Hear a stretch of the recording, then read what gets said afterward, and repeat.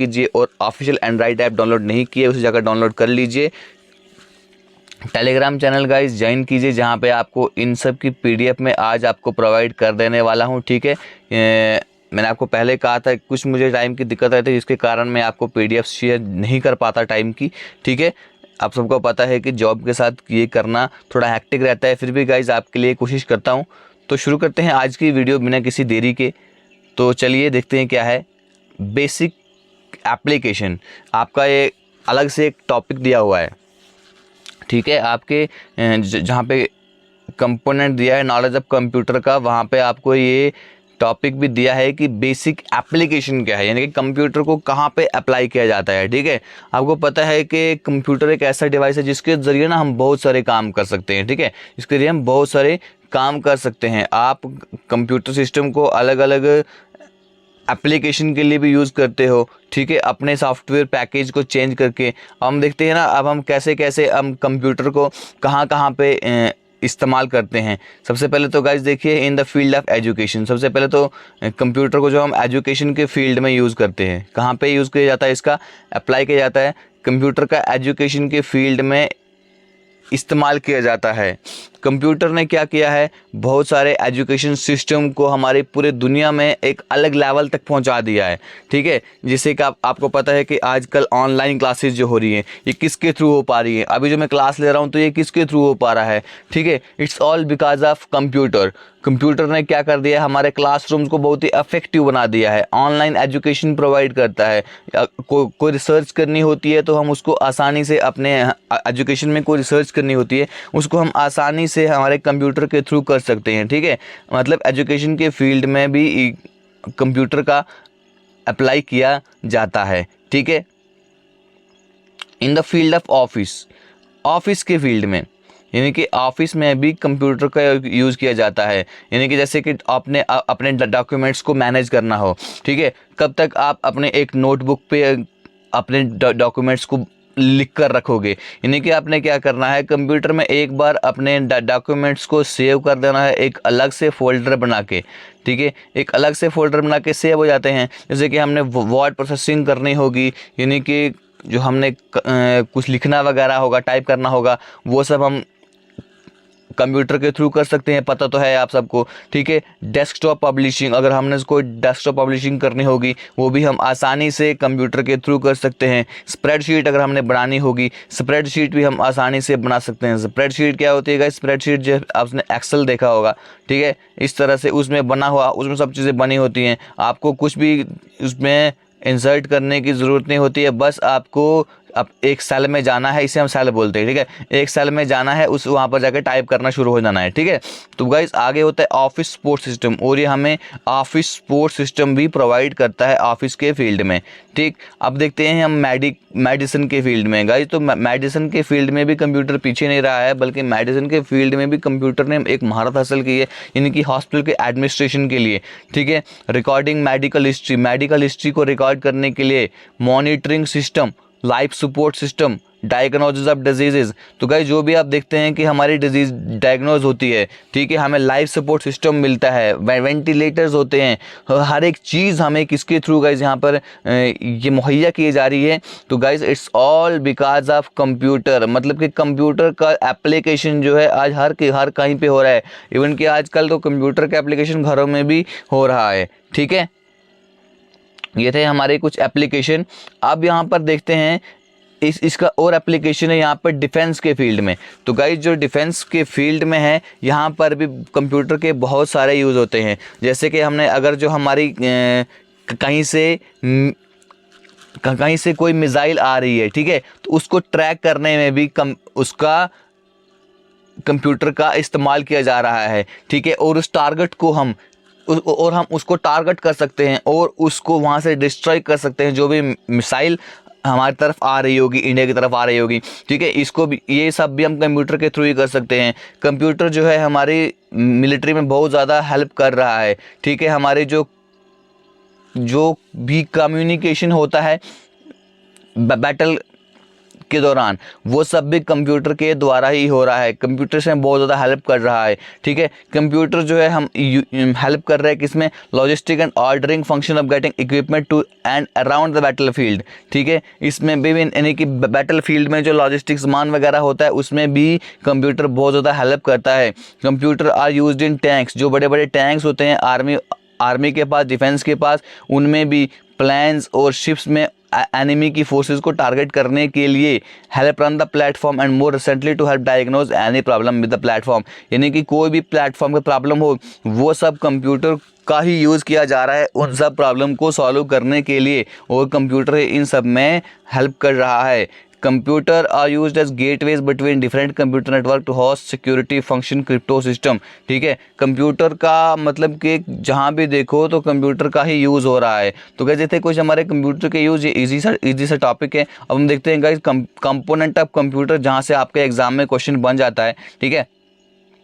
Computer के components क्या है, देखिए कोई भी कंप्यूटर का जो सिस्टम जो है उसमें 4 बेसिक यूनिट होते हैं, जो मैंने आपको पहले बताया था कि इनपुट यूनिट होता है, स्टोरेज यूनिट होता है, एक प्रोसेसिंग यूनिट होता है और एक आउटपुट यूनिट होता है, ठीक है। तो सेंट्रल प्रोसेसिंग यूनिट जो है, अब हम बात करेंगे सेंट्रल प्रोसेसिंग यूनिट में क्या होता है, यानी कि जिसको हम CPU कहते हैं। इसमें एक अर्थमेटिक लॉजिक यूनिट होता है और एक कंट्रोल यूनिट होता है, ठीक है। तो कंप्यूटर जो है वो 5 मेजर फंक्शन करता है, चाहे वो किस भी साइज़ का है, चाहे छोटा है चाहे वो बड़ा है, तो 5 मेजर फंक्शन करता है। वो फंक्शन क्या होते हैं, देखिए सबसे पहले, ये मैंने पहले भी आपको पढ़ाया है कि डेटा या इंस्ट्रक्शन जो है एज अ इनपुट ये एक्सेप्ट करता है, ठीक है। डेटा और इंस्ट्रक्शन को ये स्टोर करता है। डेटा को जैसे हमने इंस्ट्रक्शन दिए वैसे ये प्रोसेस करता है, ठीक है। उन सब ऑपरेशन को कंट्रोल करता है अपने कंप्यूटर के अंदर, और उसके बाद result in the form of output, और आउटपुट के फॉर्म में रिजल्ट हमारे पास बाहर आता है, ठीक है। ये सब फंक्शन जो है कंप्यूटर के द्वारा किए जाते हैं, नो मैटर कि उसका साइज़ कितना है, छोटा है बड़ा है, ठीक। ये कुछ फंक्शंस है हमारे कंप्यूटर के, ये हम पीछे भी पढ़ चुके हैं थोड़ा थोड़ा, लेकिन कुछ इंपॉर्टेंट चीज़ें जैसे CPU के बारे में हमने पीछे नहीं पढ़ा है, वो उसके बारे में इसमें पढ़ेंगे, ठीक है। देखिए CPU क्या होता है, central processing unit, it is also called the brain of the computer. Computer का इसे ब्रेन भी कहा जाता है।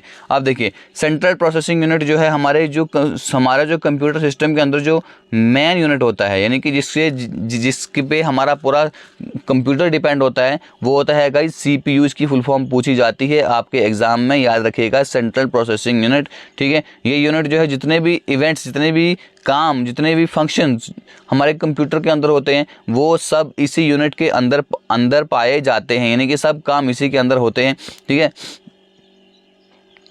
It controls all internal and external devices, जितने भी इंटरनल और एक्सटर्नल डिवाइसेज हैं उन सब को यही कंट्रोल करता है, दैट इज CPU, ठीक है। ये अरिथमेटिक और लॉजिकल ऑपरेशन, यानी कि जो भी आपका अरिथमेटिक और लॉजिकल ऑपरेशन जो होते हैं वो इसी के द्वारा कंट्रोल किए जाते हैं, यानी कि CPU के द्वारा कंट्रोल किए जाते हैं। The operation of micro processor perform, जो भी माइक्रो प्रोसेसर ऑपरेशन परफॉर्म करता है, ठीक है, जो भी काम माइक्रो प्रोसेसर करता है उनको हम बोलते हैं इंस्ट्रक्शन सेट, ठीक है, are called instruction set of this processor. इस प्रोसेसर का वो इंस्ट्रक्शन सेट होते हैं। अब याद रखिएगा इंस्ट्रक्शन सेट क्या होता है, इंस्ट्रक्शन सेट एक हार्ड वायर्ड होता है, ठीक है, मतलब एक हार्ड वायर्ड होता है हमारे कंप्यूटर सिस्टम के अंदर। इंस्ट्रक्शन सेट जो है is hard wired in the CPU, हमारे CPU के अंदर एक हार्ड वायर्ड होता है, and determines the machine language for the CPU, और हमारे CPU के लिए ये मशीन लैंग्वेज डिटरमाइन करता है कि हमारे CPU के अंदर मशीन लैंग्वेज कौन सी है, ठीक है। देख सिंपल है, मैंने आपको कहा कि जो माइक्रो प्रोसेसर के अंदर जो ऑपरेशन परफॉर्म किए जाते हैं उन्हें हम कहते हैं गाइज इंस्ट्रक्शन सेट, ठीक है। तो इंस्ट्रक्शन सेट क्या है, इंस्ट्रक्शन सेट एक हार्ड वायर्ड होता है हमारे CPU के अंदर, जो हमारे जो CPU के लिए मशीन लैंग्वेज को डिटरमाइन करता है। अब जैसे ही जितना कॉम्प्लिकेटेड हमारा इंस्ट्रक्शन सेट होगा उतना ही हमारा CPU वर्क स्लो करेगा, ठीक है। As complicated the instruction set is, जितना ही कॉम्प्लिकेटेड हमारा इंस्ट्रक्शन सेट है उतना ही हमारा CPU जो है उतना ही स्लो काम करता है, ओके। तो गाइस सॉरी, सुबह का टाइम होता है तो पता है आपको नींद आती है, फिर भी आपके लिए सुबह जल्दी उठ के मैं वीडियो लाता हूँ, लेकिन आप बच्चे तो वीडियो लाइक ही नहीं करते, लेकिन no issue, it depends on you, like करो ना करो, मेरा काम है आपको आप तक वीडियो पहुँचाना, आगे आपका काम है वीडियो को देखना ना देखना। Processors differ from one another by the instruction set. अब जो प्रोसेसर जो हैं इंस्ट्रक्शन सेट पे ही डिपेंड होता है कि ये प्रोसेसर एक से ये अलग है, ये अलग है, ठीक है। अगर इंस्ट्रक्शन सेट अलग है तो प्रोसेसर भी आपका अलग होगा। If the same program can run on 2 different computer brands they are said to be compatible. अगर एक प्रोग्राम जो है, अगर ये सेम प्रोग्राम इस मतलब कंप्यूटर 1 पे भी चल रहा है और सेम प्रोग्राम जो है कंप्यूटर 2 पे भी चल रहा है, तो इन दोनों को हम कहेंगे ये दोनों कंपैटिबल हैं, ठीक है। चलिए, प्रोग्राम रिटन फॉर IBM, जो इंटरनेशनल बिजनेस मशीन के लिए जो प्रोग्राम लिखा जाता है, program written for IBM compatible computers will not run on Apple computer. जो IBM कंपैटिबल कंप्यूटर पे जो प्रोग्राम लिखा जाता है वो एप्पल कंप्यूटर पे नहीं चलेगा, क्योंकि ये दोनों आर्किटेक्चर जो हैं ये कंपैटिबल नहीं हैं, ठीक है। इन दोनों पे सेम प्रोग्राम रन नहीं हो सकता है, ठीक।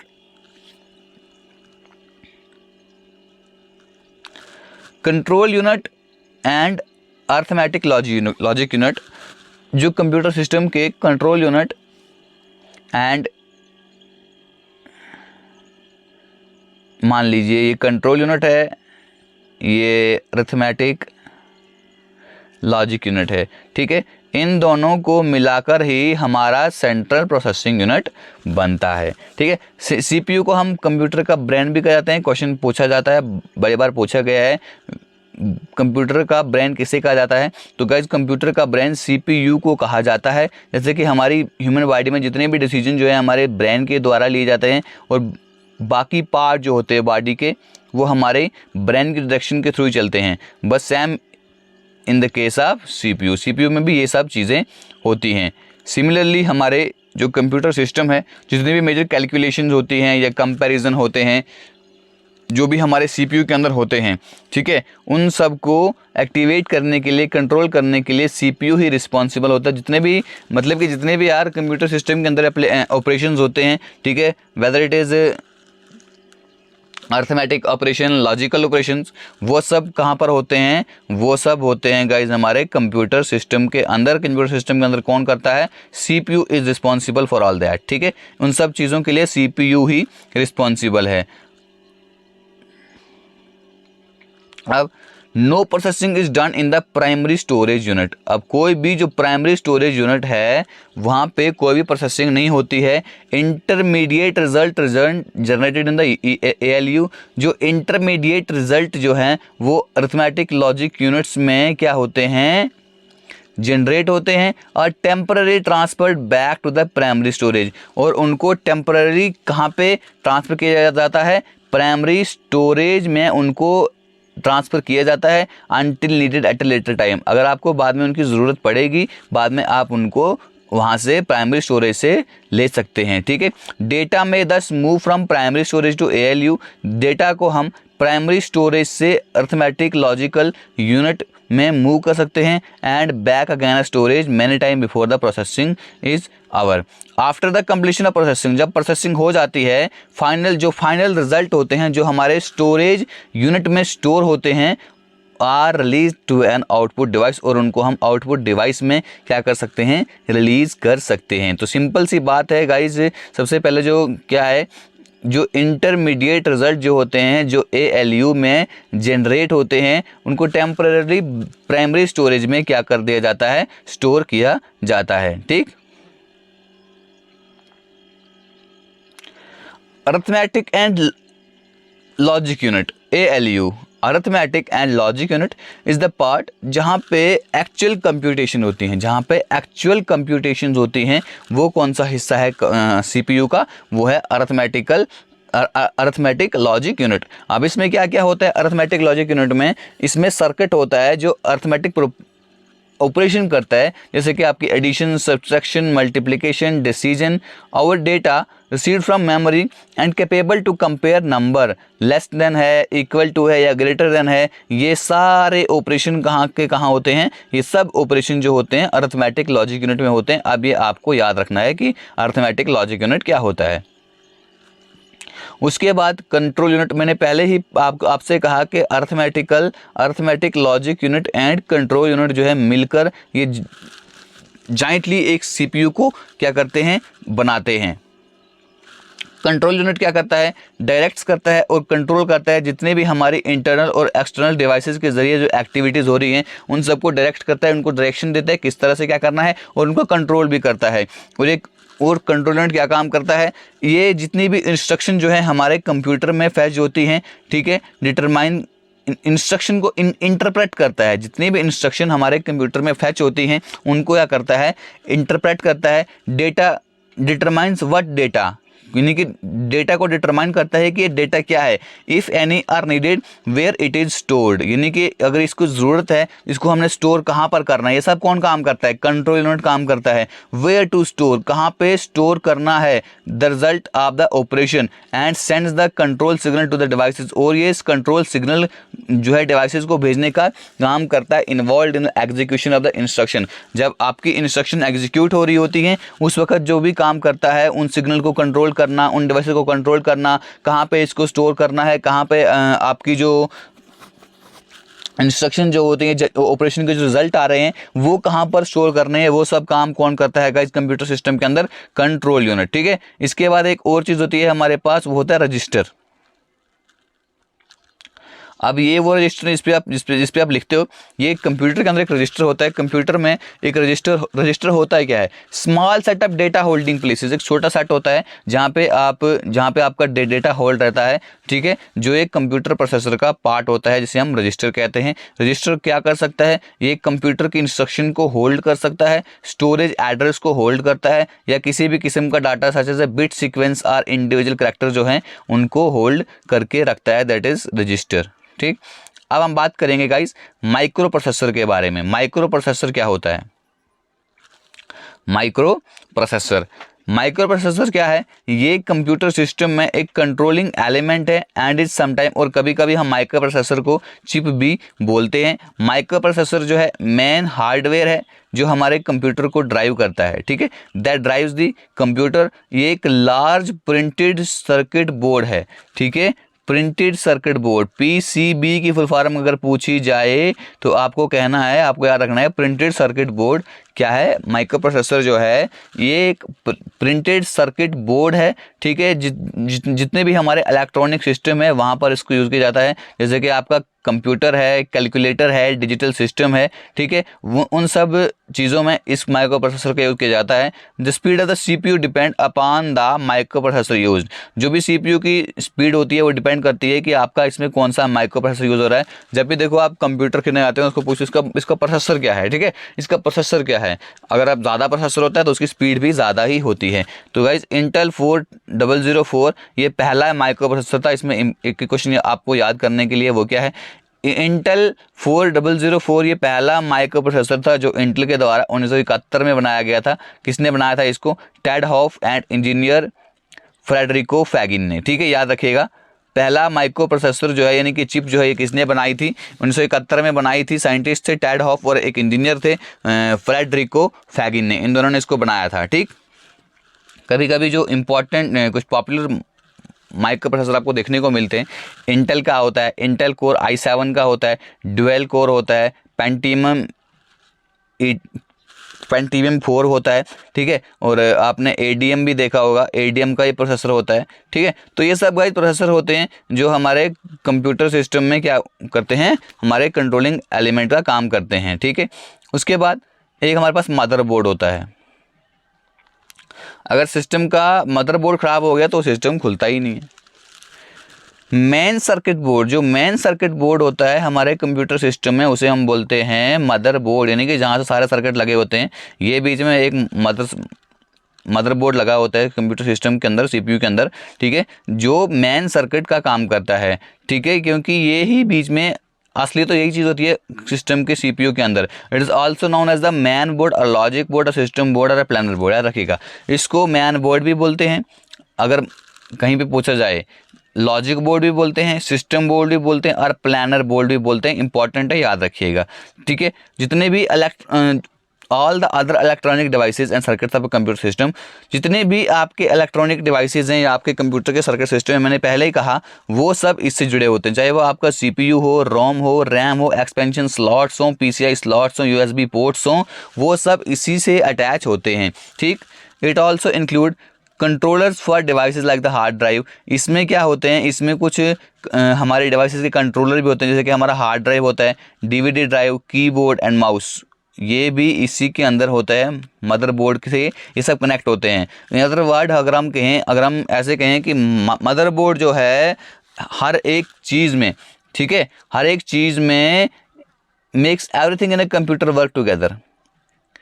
अगर मदरबोर्ड होगा तो सारी चीज़ें मिलकर काम करेंगे, वो आपका सीपीयू है, रैम है, रोम एक्सपेंस स्लॉट है, पीसीआई स्लॉट्स हैं, यूएसबी पोर्ट्स हैं, ठीक है, वो सब चीज़ें जो हैं इसी मदरबोर्ड के थ्रू आपके सिस्टम में चल सकती है। अब मदरबोर्ड के कंपोनेंट्स क्या क्या हैं, बहुत सारे कुछ कंपोनेंट हैं यहाँ पे दिए गए हैं, CMOS बैटरी, उसके बाद basic input output chip, fan होता है इसमें, एक्सपेंशन स्लॉट्स होते हैं, SMPS होता है, PCI स्लॉट्स होते हैं, प्रोसेसर चिप्स होते हैं, बसेज होती हैं, ठीक है, ये वो बसेज नहीं है, यानी कि USB जो होती हैं आपकी, ठीक है, USB पोर्ट्स इसी में आप लगा सकते हो। ठीक, अब हम थोड़ा सा इन चीज़ों के बारे में जानते हैं। UPS क्या होता है?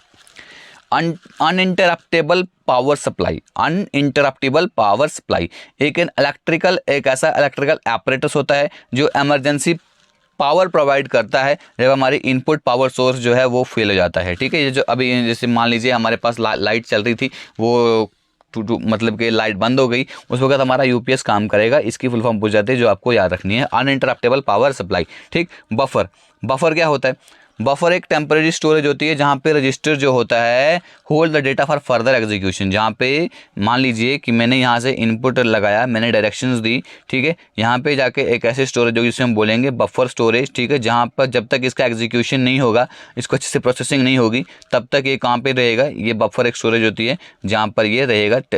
रजिस्टर के अंदर एक टेम्परेरी स्टोरेज होती है। एक्यूमुलेटर क्या होता है?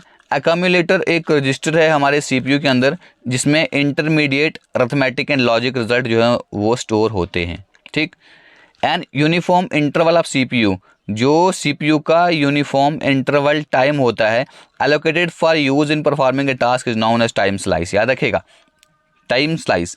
अब टाइम स्लाइस किसे कहते हैं? जो हमारे CPU का जो यूनिफॉर्म इंटरवल टाइम है, ठीक है, किसी टास्क को परफॉर्म करने के लिए, उसे हम बोलते हैं टाइम स्लाइस। ठीक है,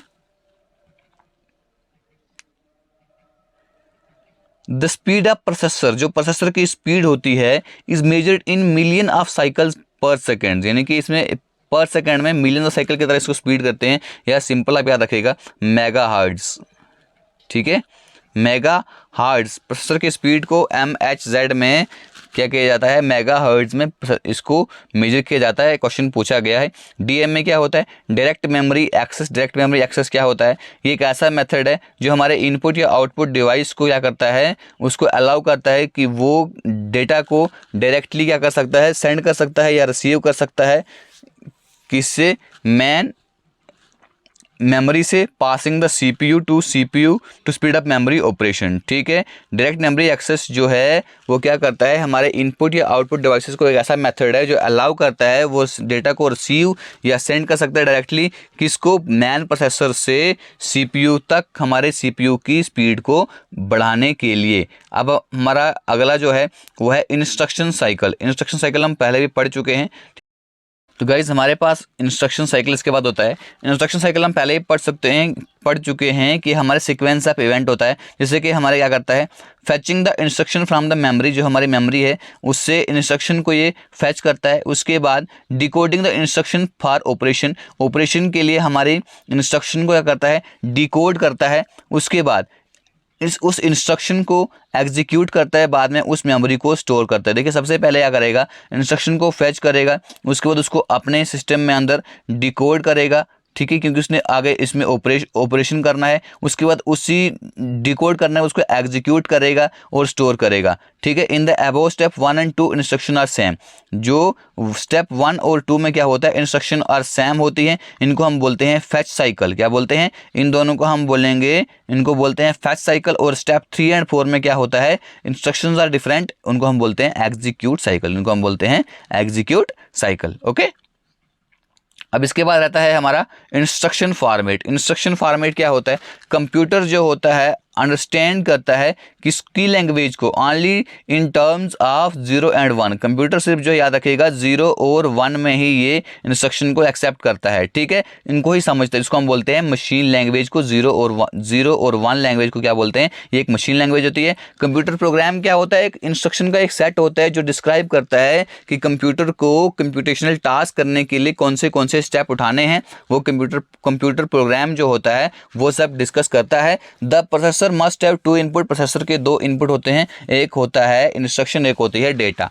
इंस्ट्रक्शन जो होती है वो हमारे प्रोसेसर को बोलती है कि क्या एक्शन आपको परफॉर्म करने हैं इस डेटा के ऊपर। और इंस्ट्रक्शन को फर्दर हमने डिवाइड किया गया है 2 पार्ट्स में, ऑपरेशन यानी कि ऑपकोड एंड ऑपरेंड, याद रखिएगा।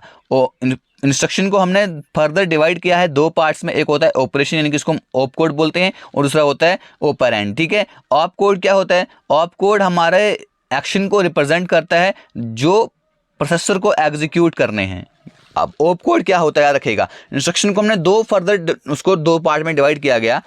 एक होता है प्रोसेसर को कौन से एक्शन रिप्रेजेंट करने हैं, एंड ऑपरेंड डिफाइन करता है कि एक्शन के जो पैरामीटर हैं, ठीक है, parameter of the action and depend on the operation, और ऑपरेशन पर ही ये डिपेंड रहेगा, यानी कि ऑपकोड पर ही डिपेंड रहेगा कौन से पैरामीटर यहाँ पर लिए गए हैं, वो होता है गाइस ऑपरेंड, ठीक है। अब ये लास्ट स्लाइड है। Machine cycle.